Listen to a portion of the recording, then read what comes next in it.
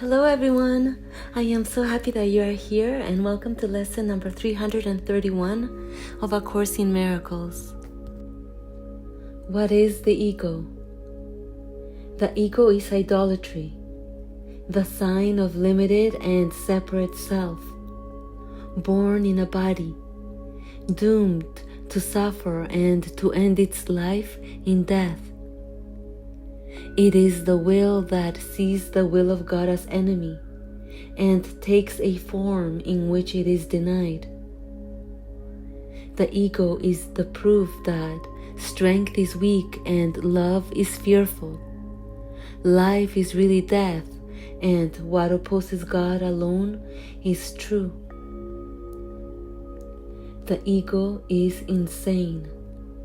In fear, it stands beyond the everywhere, apart from all, in separation from the infinite. In its insanity, it thinks it has become a victor over God Himself. And in its terrible autonomy, it sees the will of God has been destroyed. It dreams of punishment and trembles at the figures in its dreams, its enemies who seek to murder it before it can ensure its safety by attacking them. The Son of God is egoless. What can he know of madness and the death of God when he abides in Him? What can he know of sorrow and of suffering when he lives in eternal joy? What can he know of fear and punishment, of sin and guilt, of hatred and attack, when all there is surrounding him is everlasting peace, forever conflict-free and undisturbed, in deepest silence and tranquility? To know reality is not to see the ego and its thoughts, its works, its acts, its laws and its beliefs, its dreams, its hopes, its plans for its salvation, and the cost belief in it entails. In suffering, the price for faith in it is so immense that crucifixion of the Son of God is offered daily at His darkened shrine, and blood must flow before the altar where its sickly followers prepare to die. Yet will one lily of forgiveness change the darkness into light, the altar to illusions to the shrine of life itself, and peace will be restored forever to the holy minds which God created as His Son, His dwelling place, His joy, His love, completely His, completely one with Him. Lesson 331. There is no conflict, for my will is yours. How foolish, Father, to believe your Son could cause Himself to suffer. Could He make a plan for His damnation and be left without a certain way to His release? You love me, Father. You could never leave me desolate, to die within a world of pain and cruelty. How could I think that love has left itself? There is no will except the will of love.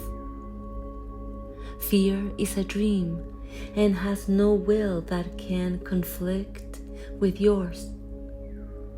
Conflict is sleep, and peace awakening.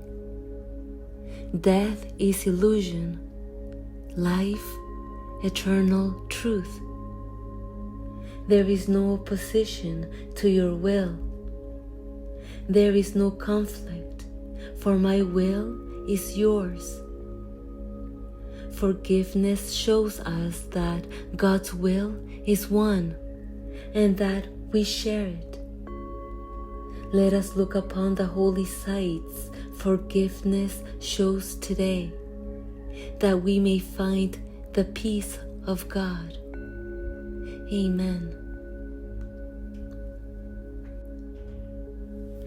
Okay, that is lesson number 331 of A Course in Miracles.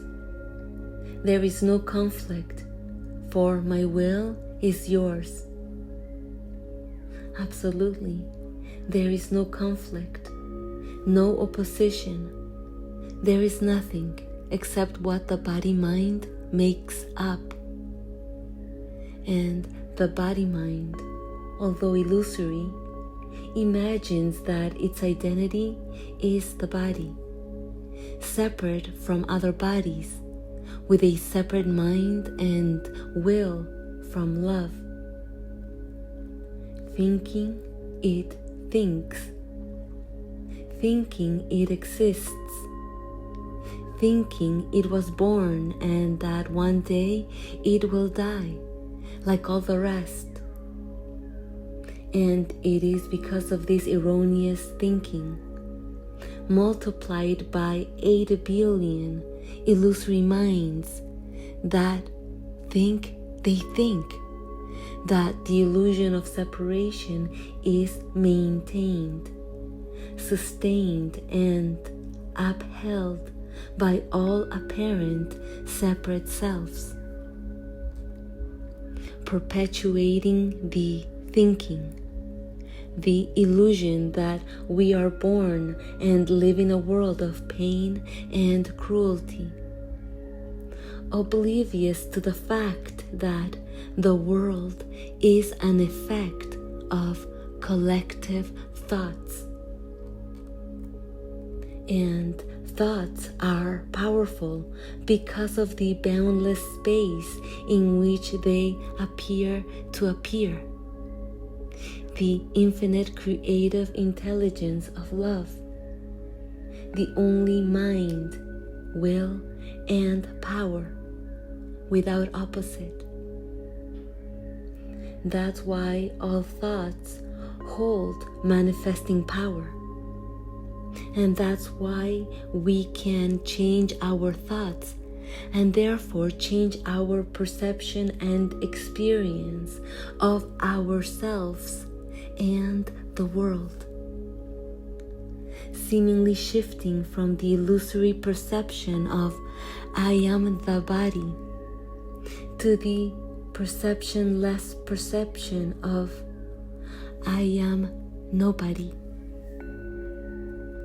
And we are all free to do so because love is appearing as all, because we have never left nor could ever leave our eternal source, just as much as waves can never leave nor be separate from the ocean. And so we are all free to continue to dream we are the temporal body, an isolated wave, or we can wake up to the eternal one, to the infinite ocean. And how do we wake up from dreams? How do we wake up from thinking we are the body and separate from source? By abandoning the thought that we are the body, and by letting go of all the turbulent thoughts that accompany thoughts of time, which seem to oppose eternal nothingness.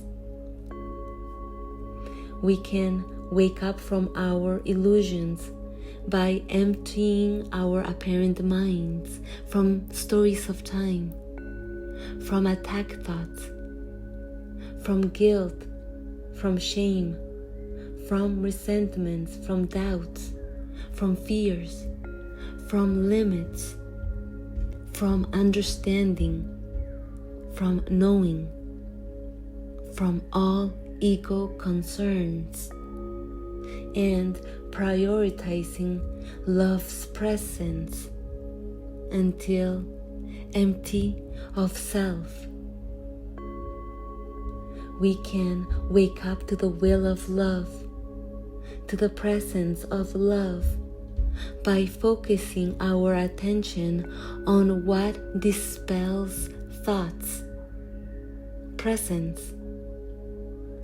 How else can we perceive eternal love but by consciously choosing to forgive our thoughts and choosing nothing instead? And what is forgiveness but abandoning what is not there and choosing what is?